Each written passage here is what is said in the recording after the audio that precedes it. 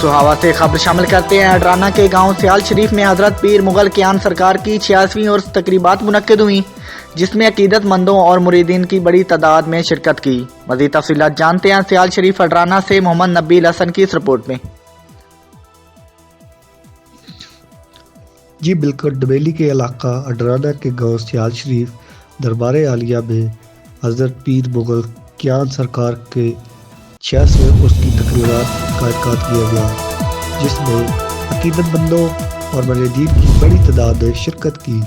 سجادہ نشین پیر منظور سلطان کیانی کی سرپرستی میں عرس منعقد ہوا۔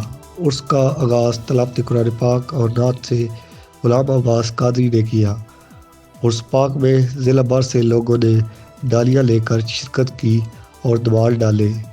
عرس پائے رات کے وقت محفل شعر خوانی کا بھی اہتمام کیا گیا، جس میں چودھری صغیر آسی فخر پدری کا مقابلہ ڈاکٹر عمران چکوال سے ہوا۔ مرد و خواتین بچوں نے بھرپور شرکت کی۔ بچوں کے لیے جھولے بھی لگائے گئے۔ مرد و خواتین اور بچوں کی ضرورت والی چیزیں کے الگ الگ سٹال لگائے گئے۔